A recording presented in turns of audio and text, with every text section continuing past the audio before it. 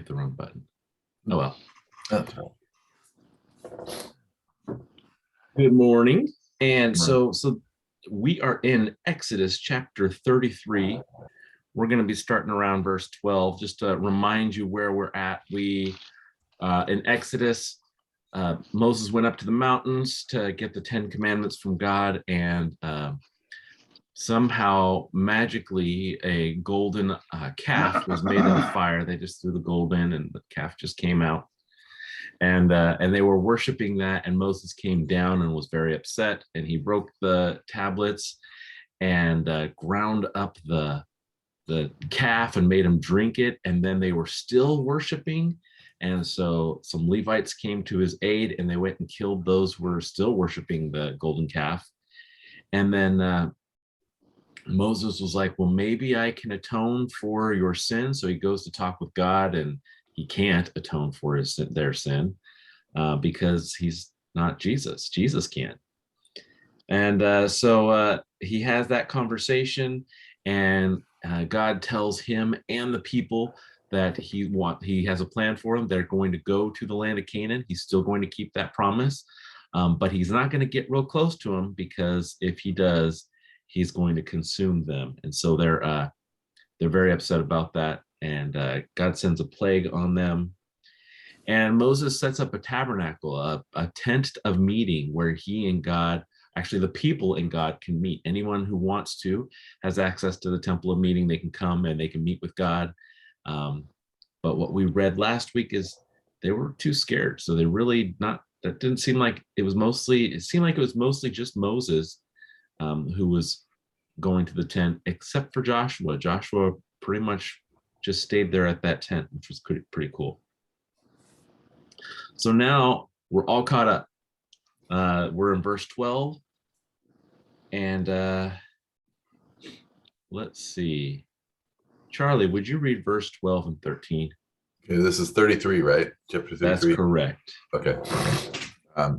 Then Moses said to the Lord, see, you say to me, bring up this people, but you have not let them know whom you will send with me.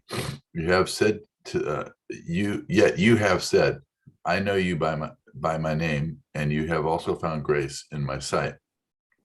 Now, therefore, I pray, if I have found grace in your sight, show me your way, that I may know you, and that I may find grace in your sight, and consider that this nation is your people. All right. So we have this great conversation here between Moses and God, and Moses is saying, okay, your promise, and you're telling us to go over to that land of Canaan, but you're also saying you're not going to get too close to us, because then you'll consume us. And so he's like, so Moses is like, God, you gotta please be with us. He's like, I don't know what to say here. I don't know what to do. Don't make me go.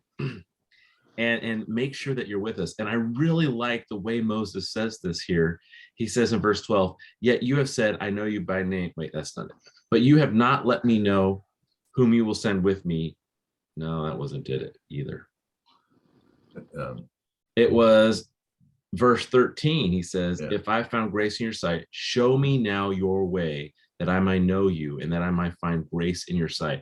And I really like this, because God has given them a lot of clarity. He has told Moses where he's going. He knows exactly where he's going, to the land of Canaan. So Moses knows. God said, this is where you're going. That's your destination. And Moses is like, but don't make me go without you. It's more important that you're with us than it is getting to the destination. And that's really cool. And I just want to point out a couple of really interesting things here, which is there are plenty of times when God may reveal to you where you're going to end up, where your destination is. But that doesn't mean that that's the straightest path to get there is the way you're supposed to go, because you're supposed to be with God getting you there. And that might be in a different path altogether. And so I love this. I think sometimes we get burnt out. We have a ministry, the ministry is good. We know where we're supposed to go, but sometimes we forget to go with the Lord. And so sometimes we get burnt out. We're like, oh, I'm just working so hard and I'm getting so tired. And it might be because God has a plan where you're taking some breaks, you're making a little side trip over here, take a little break, get refreshed before you get to your destination. And we're not doing that. We're going on our own path. And we're going to see something really interesting that God says to Moses here a little bit later. But I just find it really cool that Moses' concern is not about it's not about where to go. It's about how to get there. He says, make sure I know your way, so that I may know you and that I might find grace in your sight. So he's like, I don't want to just get to the land of Canaan, God. I want to be with you. I want to know the way that you're going to the land of Canaan, and I want to know you better. And that's really cool. What do you guys think?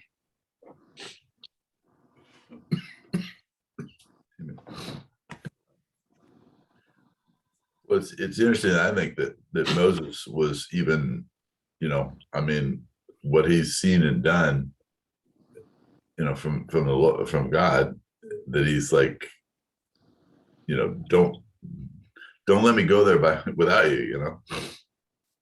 I just think it's interesting that he's going back and kind of making him reconfirm to him that he is going to follow, that he's going to go with him or ahead of him. And that's one of the interesting things is what we read about some of the previous and we read about in the previous passage is that God told Moses that he was going to send his angel before him, his messenger. His messenger was going to go before him and prepare the way. So Moses knows the way before him is prepared, but still, again, he knows where he's going. He knows that God's going to prepare the way, but still his obsession is, I want to go the way that you're taking us. I want to go your way. Yeah. He says that he wants Moses expresses his desire to know God. And, I think it was last week when March quoted Jeremiah 9:24, let him that glory in this, that he understands and knows me. I am the Lord, which exercise loving kindness, judgment, and righteousness in the earth. For in these things do I delight, And I think that desire that Moses had, God put that there. I mean, over in Philippians, it says, it is God working in you both to will and to do of his good pleasure. So I think that, all those things just seem to, fit together really nicely. Yeah. All right. We are in Exodus chapter 33. Good morning, guys. Good morning, gentlemen. Morning. Good morning.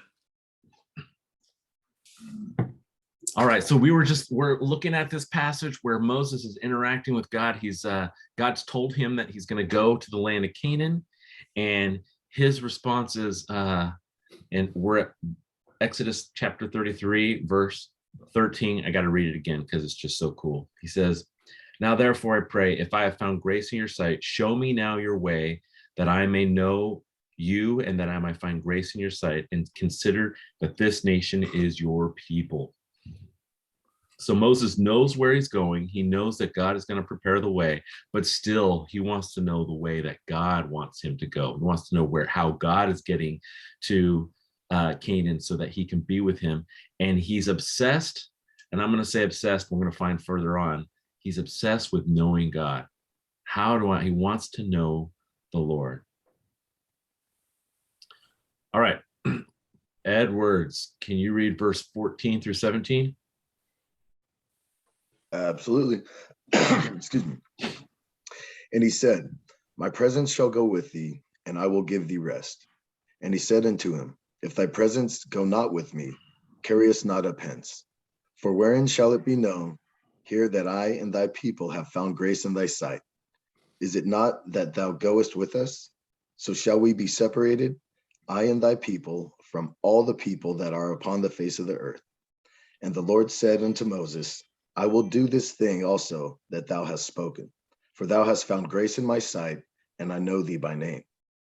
And he said, I beseech thee, show me thy glory. All right. So verse 14, God responds back to Moses, which in itself is pretty cool, right? Moses is talking to God and he's asking him God questions and he's telling God things and God's responding, which that in itself is pretty cool. A large number of people that would change your lives if you realize that you could talk to God and God will respond back to you. And it does change your life when you get to that, have that relationship with him. That's just really cool that God will speak back to you. So he does that. And listen to what he says. He says in verse 14, and he said, my presence will go with you and I will give you rest. And this is awesome. So Moses is like, Lord, I don't want to just go to the land of Canaan. I want to be with you. And God is like, okay, I will be with you. My presence will be with you. And so there's like the cool thing that God, that Moses like, oh, that's awesome. But then God says, and I will give you rest. And this is really interesting. What do you think it means when he says, I will give you rest? Because if we look at what happened here in Moses's life, it wasn't like he wasn't busy. It wasn't like things weren't hard. So what does it mean when God says, I will give you rest? Well, if you look at what you read in 13, at the very end, he says, consider too that this nation is your people. He's like worried because it's not God he's worried about. He's worried about the people he's leading because he knows that they're rebellious and all these other things. So he's saying, remember that this nation that that I'm leading, remember who I'm leading. And so God is saying, don't worry about it. I'm going to give you rest. Rest is more or less, don't be concerned.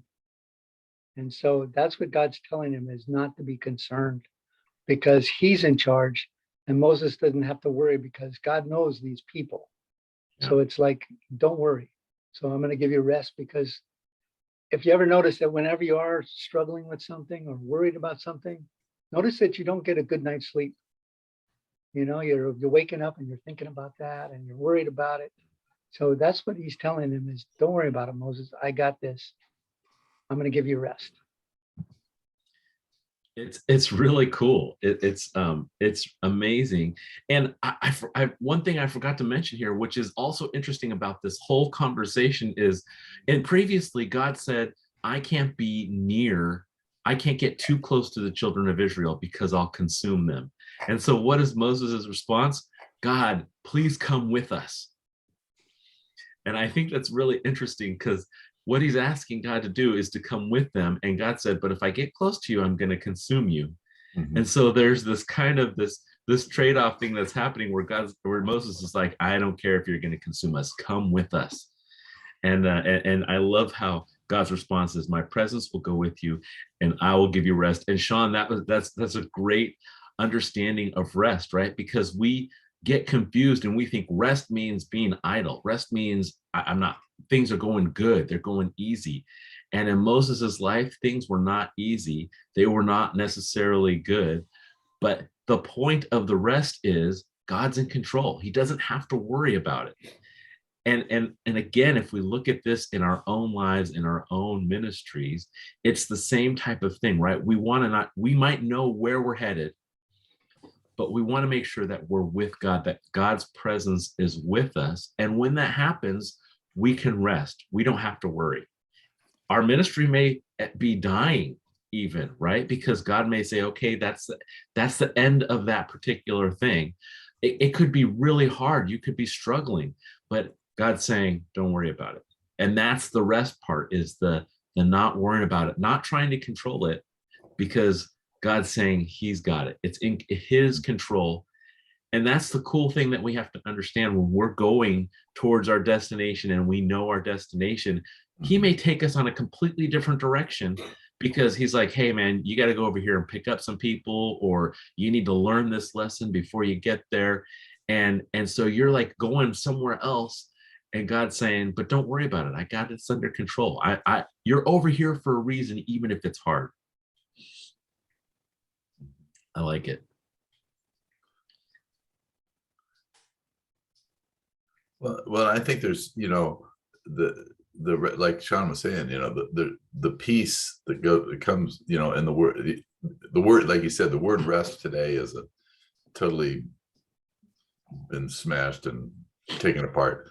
But, it's just the peace probably that for Moses, knowing that this is what God's going to do. I'll be in your presence. I'll be there no matter what, because God knew that these people were stiff necked and ornery. And I mean, they already proved that time and time again. So that part of the rest, it's that it's interesting. Just kind of think about it in that perspective. So we read this actually last week, but let's go real quick. Matthew chapter 11. March, why don't you read that for us? Matthew 11, 28 through 30. I love what Jesus says here.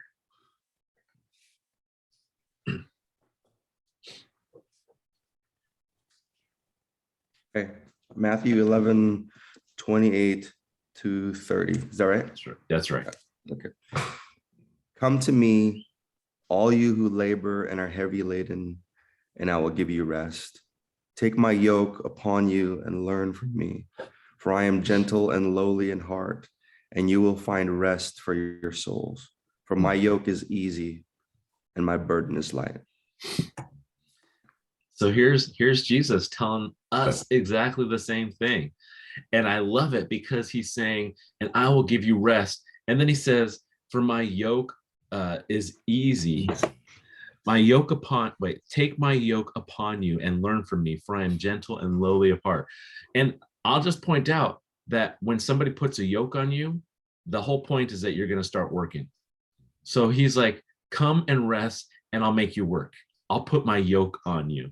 And so I love that. We don't want to get confused that rest means everything is just easy and calm. But the whole idea is he's taking care of it. He's leading the direction and he's doing all the heavy lifting. We're along for the ride, but there's still some work that has to be done. So it's not necessarily easy. And I like how Jesus does those types of things. He brings up something like, come rest and I'll make you work. And I like that. I'll put my yoke upon you. Well, that was, Better word that- for, go ahead. go ahead. A better word for easy, I think, would be kind. My yoke is kind. Because we tend to think of a yoke as being something that you put over somebody's neck and make them do work, and it's painful and it rubs and it hurts. And I just can't see a yoke being easy to wear.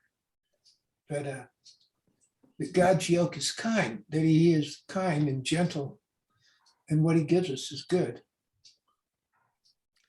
It kind of depends though, right? Because you're right. But let's say you're a small cow and you're yoked up with a really large cow, and that cow is going to the right. Now, if you go to the left, that's going to be painful and hard, right? Because you're going to be pushing, but all the work is going towards the right, and you're trying to fight it and go to the left. But if you decide, oh, I'm going to just follow this cow going to the right, and you follow along, then it might not be so hard. And so the yoke idea is, if you fight against the yoke, it's going to be hard. It's going to be work, and you're not going to be successful. But if you are following along and doing the work that you're supposed to do, then it's a lot easier because you're not fighting the yoke, and the other one who's got the yoke is doing the work too. Well, it kind of add the picture of Sunday's message in my mind with Mark's preached on, because that's exactly what he preached on. Small calf and the big calf and the yoke, So, Right. That's right. So this is cool. This whole thing, this seems to have been a theme that God is trying to speak to some of us, maybe even me, but that I want to be in his presence, and I want his rest, and that he is offering that. And again, rest doesn't mean idleness, but it means I don't have to worry about it. If things seem like they're just out of control, going out in left field, I can realize that's not my responsibility. That's God's. I'm just here to follow him, and he's got to take care of it. And also, I know he is taking care of it. And also with the yoke, you're always paired up with somebody. And like you were saying, God is always that big cow. mhm. So you don't fight against God. You just follow along, because they don't put a yoke on a single cow or a single bull.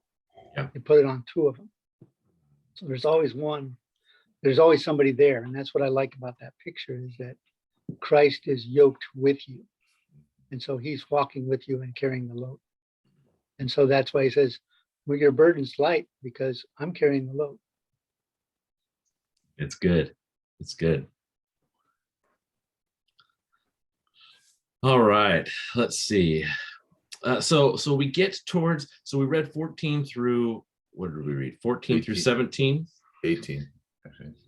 Yeah, but let's look at 17 real quick. I like it. So the Yeah. Lord said to Moses, I will also do this thing you have spoken, for you have found grace in my sight, and I know you by name. And I just want to point this out because here God is, he's still having this conversation with God. God is responding to him, and God makes a point to point out to Moses that he knows Moses. He knows him by name. And this is important because he's reminding Moses that he doesn't just know in the big sense. He's not just some big God way up in the sky who sees all of Israel and he's only got this 10,000 foot view of Israel. And he's got this idea that, yes, there's this leader named Moses. He's saying, no, I know you personally, Moses. I know your name. And so if somebody comes up and says, hey, do you know Moses? God's going to be, oh yeah, I know Moses. I know his name. I know him. And he says, you found grace he says, God says to Moses, you found grace in my sight. And so there's this cool picture of God saying, yes, I know you, I love you, I want to be with you, and I'm going to show you grace. And again, this isn't just mercy, this is actual favor on top of that. And so let's look at verse 18 to 23, because I really like Moses' response. And this is what, and as we read this, just think about this is this what do you think about in your life? Is this what you want? If God says you found grace in my sight, is this going to be your response too? Because I love this. And anyways, let's just read it. Let's see. Elijah, can you read verse 18 through 23? Happy to. And he said, please show me your glory. Then he said, I will make all my goodness pass before you, and I will proclaim the name of the Lord before you. I will be gracious to whom I will be gracious, and I will have compassion on whom I will have compassion. But he said, you cannot see my face, for no man shall see me and live. And the Lord said, here is a place by me, and you shall stand on the rock. So it shall be, while my glory passes by, that I will put you in the cleft of the rock and will cover you with my hand while I pass by. Then I will take away my hand, and you shall see my back, but my face shall not be seen. All right. So here we have, I love Moses' response here.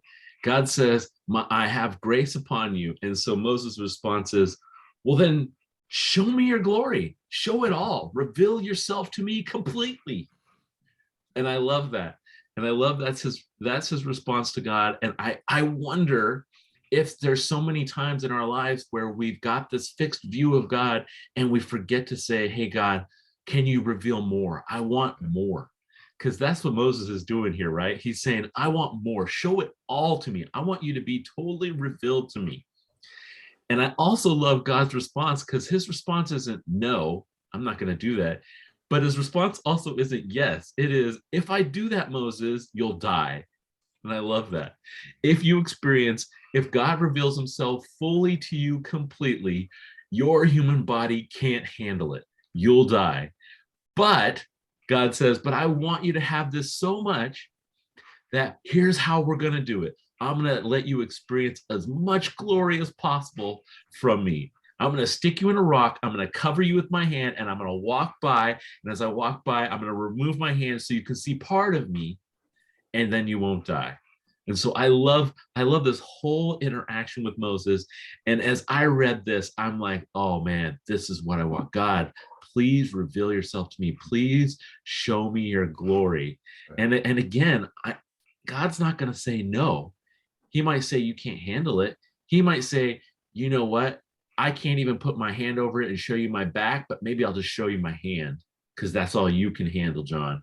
But he's like, I want you to see, I want you to know me as well as you possibly can. And I love that that's how God's saying is, He wants to be revealed to each of us as much as possible, as much as we can handle. And that's awesome. But just wanted to touch base if you're around. Angela and I went out fishing in the small boat today, and Whoops. That's all right. I got it. All right. So Well, this John, just to bring up the show, how many times, like you said, how many times a day do we ask that same question?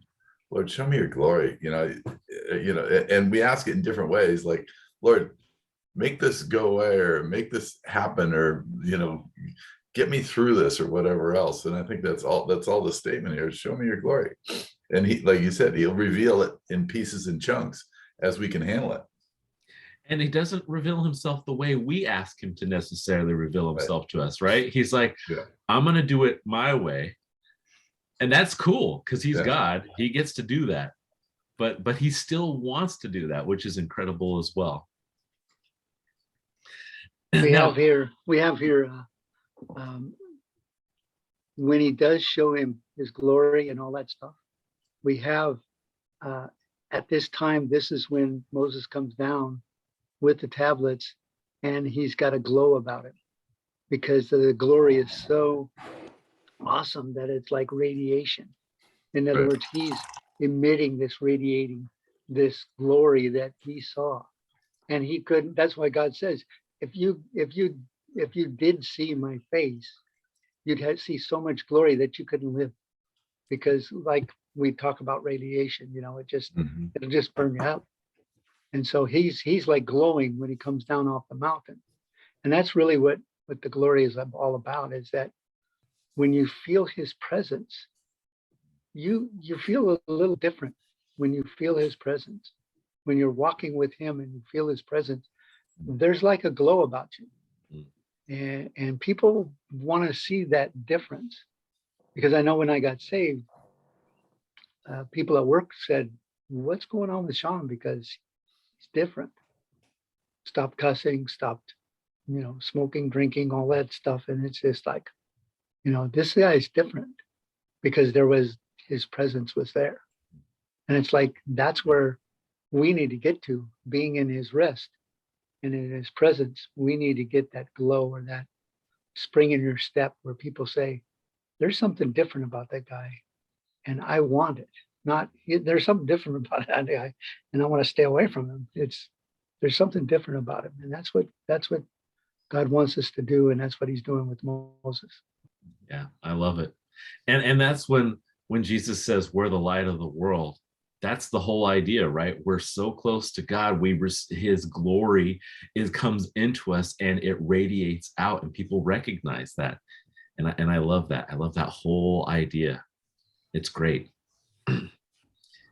I love that. I love that concept with what Sean said, because later we'll read that his face glows, but that's from being hidden in the rock, when the sideways glance and God's passing hind parts, right? It's like you got that from this really small exposure to God's backside instead of, which is amazing. Like a little bit of him is enough to do that, because, otherwise we wouldn't be able to handle it like everybody says. But it's interesting to me that it's just the briefest look at his backside that caused all that.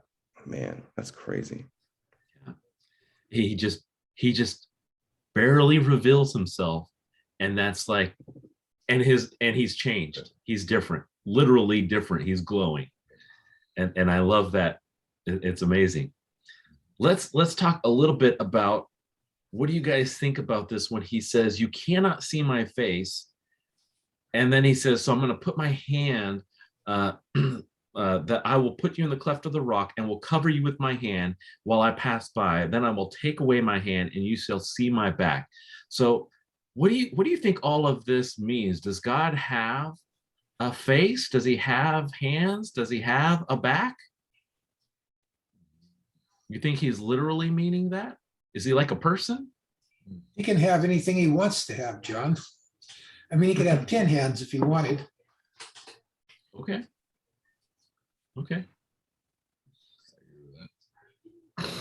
You guys don't have any thought? I mean, we don't have to talk about this. I'm just curious what what you guys think.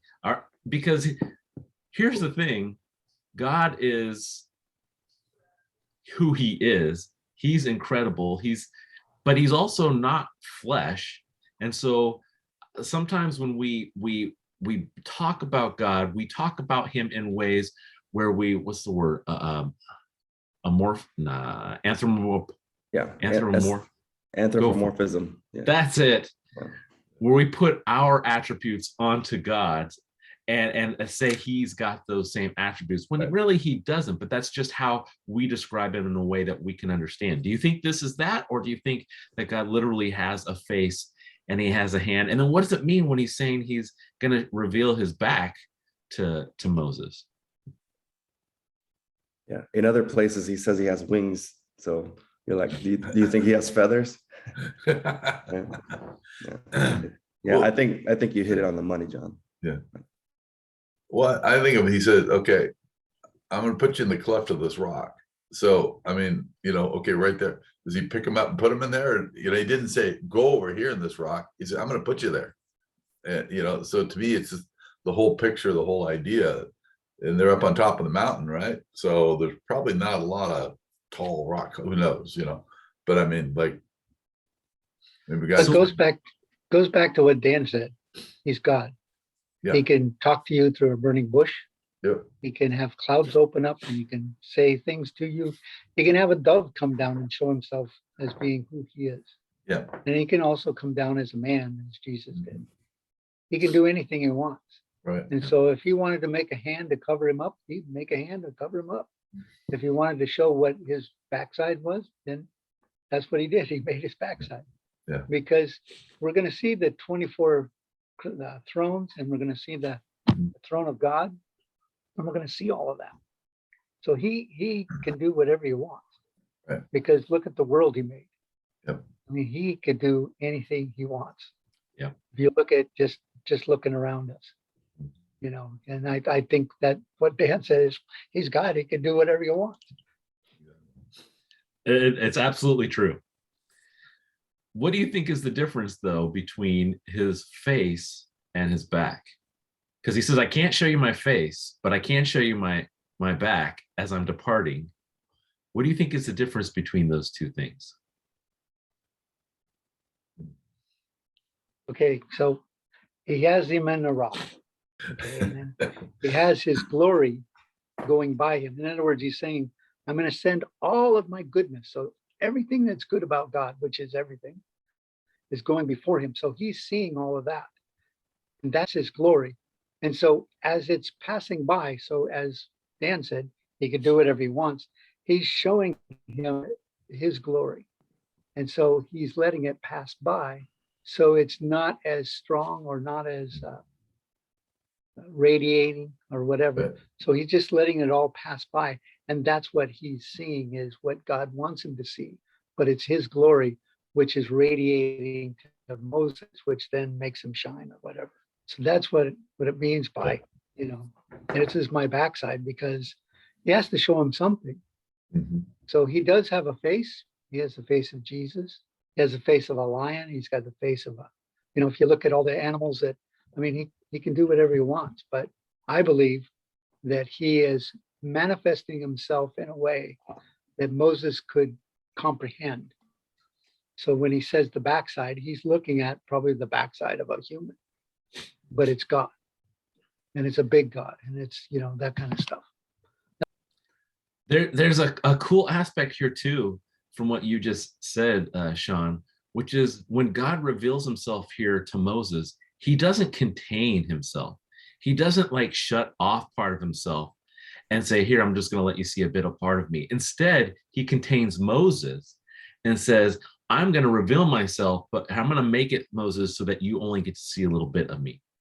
And so I like that God is still, he doesn't change who he is. He doesn't contain himself at all. He's revealing. And one of the things that's interesting about his face and his back is his face is the direction he's going, and his back is where he's been. And so it's kind of this idea that I'm going to put you in this cleft and I'm going to walk by you, and you're going to see me as I'm leaving, not as I'm coming, because then I would be everything would be on you and you wouldn't be able to live. And so I like this whole thing. But another aspect of face is this is how we communicate, right? When I reveal myself to you with my face, you can see my facial expressions. So this is why like Zoom works better than like a phone call, because you can see the expressions that I'm making. So there's some revelation that's happening through my body language when you're seeing my face. So there's a greater revelation when you see his face, because you can you're basically, that's what it is. It's a greater revelation. You're understanding him more. Also with face, you can recognize faces, right? It's harder to recognize backsides. I'm assuming it can be done. I've never really tried that out, but you can recognize faces. And so our brain is wired to do that. That's how we reveal ourselves to people. And so God is saying, I can't show you my face. It's too much. You can't handle it, but I'll let you see me as I pass by. It's still pretty awesome. I think there was something else. Oh, sorry, go ahead. I think just even as specifically, if we're talking about the front of the face, the eyes, I think the old saying where he could see right through me, or his eyes were so penetrating, I had to look away. And I think maybe there's just something with his eyes where when he looks at us, because he's so perfect and holy, he sees all the stuff that's not of him.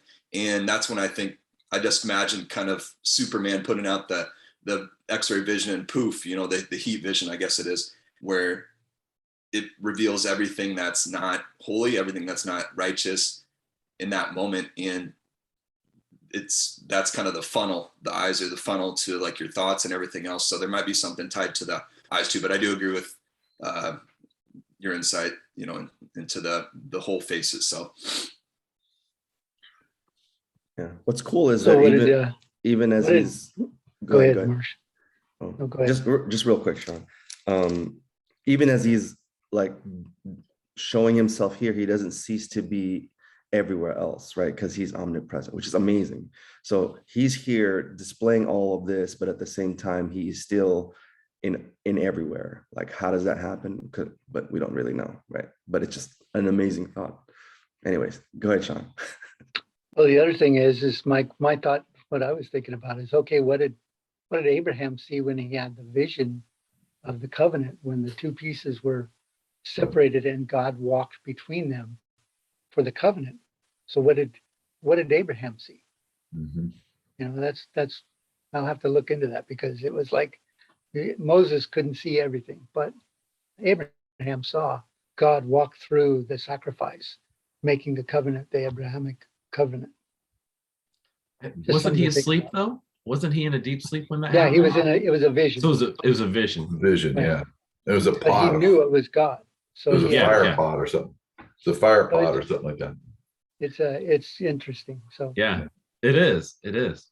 Well, the New Testament, you think of the lady that had been bleeding for 12 years or whatever else, and Jesus is in the crowd, and she says, all I need to do is just touch his robe, literally from the backside. Kind of a similar correlation, so to say. Just didn't need the full Jesus to look at her and pray for her, but she figured all I need to do is just touch him, just reach backside, and it felt. So I don't know, it just kind of popped in my head. Good. I like it. Before we move on to the next section, I just want to point out one other thing here in verse, verse 19. He says, this is God speaking to him. Then he said, I will make all my goodness pass before you, and I will proclaim the name of the Lord before you. So God is saying, not only will I pass by you, but I'll proclaim my name, the name of the Lord before you. And this is really cool too, because remember, we just saw God tell Moses that I know you by name. And now God's saying, and now I want you to know me by name. So again, there's just more revelation of who he is. And the idea here is this is not necessarily the personal name. I mean, it might be the personal name, but the idea is that he's going to reveal his character to Moses as well through his name. So he's going to say, this is who I am. so that Moses will have a better understanding of who God is by knowing his name. There's this idea here that there's a personal relationship happening here between the two of them. Moses is going to know God in a way where he knows his name, and God knows Moses in a way where he knows his name. And we saw earlier that they talk face to face. This is just this cool way that Moses and God are with each other. They know each other. And I just want to point out, he's saying, I'm going to pass by you and I'm going to proclaim the name of the Lord before you. So he's pointing out that Moses is going to see who he is, see his glory, but also he's going to know who God is, because God's going to reveal himself through his name to Moses as well. And this doesn't happen right here in this passage. That happens in the next chapter, and we're going to get there, and we're going to go through when God proclaims his name, because it's really cool. But I just want to point out here too, that God wants Moses to know who he is. He wants him to be able to recognize him visually, but to recognize him through his character as well. All right, and before, there's one other thing. There's just going to keep being one other thing. I don't know if we're going to get through this. And I like verse 19. He says, I'm going to do that. I will proclaim the name of the Lord before you. And then listen to this next part. I will be gracious to whom I will be gracious, and I will have compassion on whom I will have compassion. And so here God's saying, I will do all of this stuff because I want to do it. Here's what God is saying. I will do what I want to do. I will have compassion on the people that I want to have compassion. This means God can't be manipulated into having compassion on someone. He's not manipulated into revealing himself to someone. There's not some special phrase that you can say. There's not some special prayer that you can say where God's like, oh man, he said that prayer. Now I have to reveal myself to him. Instead, God is saying, no, I will reveal myself and I will have compassion on those that I want to have compassion on. I'm not going to have compassion on those I don't want to have compassion on. He didn't actually say that part, but he did say, I will have compassion on those whom I want to have compassion on. And I love that. This is still talking about the authority of God here. As my dad mentioned earlier, he's God. He could do whatever he wants. And here's God saying, I'm God. I can do whatever I want. And I love that. We don't get to manipulate God into doing anything. And so this is important. If we don't get to manipulate God into doing anything, and he wants to have a relationship with us and he reveals himself to us, he's doing that because he wants to do it, not because we made him do it. Not because he's like, oh man, I made this particular promise, and if you do this particular thing, then I got to do it. He's saying, no, when I show you compassion, it's because I want to show you compassion. It's really cool. So remember that when God is merciful to you, when he is showing you compassion, he's because he wants to. Mhm. It's also tied to, that's why he says but, right, in verse 20, because he's basically saying that, my compassion and my graciousness still can't protect you from my full presence, right? So he's like, that all the things that you said is true. I don't disagree with that, but I just also think that he's saying that as a pretext before he says, but you can't still see my face. It's not like you can see my face, I'm gonna have compassion on you and be gracious to you so you can see my face. He's basically saying, I can't hook you up here, right? Like I can't be gracious and you see my face. It just doesn't work like that. So anyways. No, that's a good point. I like that. He still is who he is, right? He's not going to break his own rules. He's not going to change his character for our sake. He's still going to be who he is, which is a good thing. It's a good thing that he doesn't change his character because of favoritism, because he really likes somebody, because that would change who he is. And instead, he doesn't change. He's going to be consistent. I like that. That's good.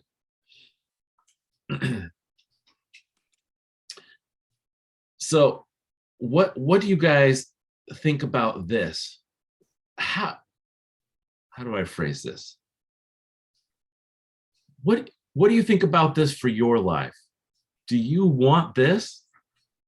Do you think it's possible for you to have something like this? Do you think it's possible for God to reveal himself to you in a very amazing, special way? And if he's not, or I guess the better question is, are we asking for God to do that? Because I love that God is like, and you have found grace in my eyes. And Moses' response is, then show me everything. I love that. Are we asking God to show us everything, to show us more? What do you guys think about this passage?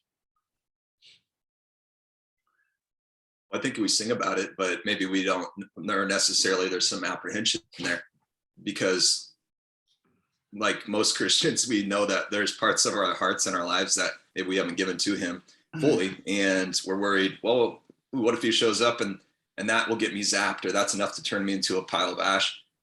So maybe we don't know what it looks like fully. We read about it, but what does it look like when God actually reveals his glory to you? It's fear. It causes fear. You tremble, you fall, and maybe we're just maybe too proud. We don't want to be embarrassed to see the effects of what that would actually look like. Yeah, I would love to see him physically. I would love to see him in a vision like they're having in the Middle East, and maybe I haven't necessarily got to that point. And then there's part of us maybe that even questions, well, do I have enough faith? Do I have the faith of Moses? I probably don't. We'll never get to that point. He's Moses. And so maybe, especially in the Western culture, maybe we have kind of limited him in that. Whereas in the persecuted church, they actually, I think, do physically see him more, either in a vision, in prison cells, that sort of things that we read about in the Bible, I think are happening, even if we don't read about them more. So for me, I would love to, but I haven't. So I don't know if that's true of anybody else as well.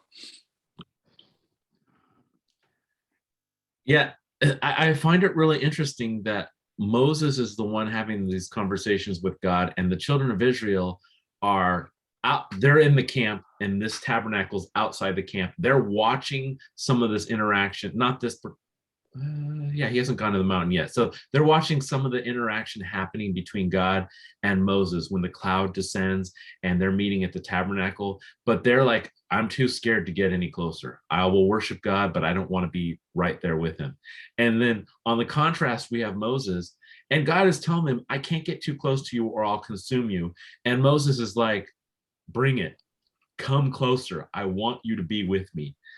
And God is like, well, I can't do it exactly like you're asking because I will end up consuming you, but we'll work it out so we can do this closer. We can get better. I like that whole interaction. And it's, for me, that's convicting, because that's like, oh man, that's what I want. I want what Moses had here. And sometimes I think part of it is I just forget to ask. I just forget to say, hey, God, I want you to reveal yourself to me more, and not my way, in your way. I think it's Elijah brought up a good point, and it's about faith. And if you look at Moses when he started, way back when he was, let's start at the burning bush, God revealed himself little by little. And as Moses stepped out in faith, he grew stronger and stronger in his wanting to know God more, because there was the 10 plagues. And now, then he's in the desert now, and he's with these people. He's seen the Red Sea part. I mean, he's stepping out in faith. And now he's at that point of faith where he says, I want all of you, Lord. I want everything. I want it all right now. And that's how we need to get in stepping out in faith. As you step out in faith, you're going to want more and more, because you know he's going to provide. That's really what it comes down to, is that provision, that you want more and more of him because you're stepping out in faith. Because he's just going to show you a little bit at a time, because we can't handle if he would have showed us all of it at once. And that's how Moses was. He goes, you can't handle this. So I think that's where we have to just step out in faith, whether it's talking to a neighbor, or whether it's being kind to somebody, or, just praying for somebody. We just got to step out in faith and know that God's gonna show himself. I love how this is the answer to that Jesus says when he says, if you've seen me, you've seen the Father, right? And so you're like, we turn from Jesus and try to pick, pick apart or find what we like about Jesus and leave the rest. But then he says, if you've seen me, you've seen the Father. That's the answer to part of this inquiry from Moses. Yeah, and that's a really good point, because as awesome as Moses is, as this experience must have been amazing, he still, Jesus wasn't revealed to him, at least not the same way that he's revealed to us, right? God came down to earth as Jesus and revealed himself to be God and told us a lot of things, a lot more things that revealed the nature of God. And it was all after Moses was dead. So at this time in Moses's life, we still have more revelation of God than Moses necessarily did. Although I'm not saying I would want to trade necessarily this interaction. This is pretty amazing, but we have an advantage because Jesus is in our past and instead of in Moses's future. So we have that revelation. It's pretty amazing. Yeah.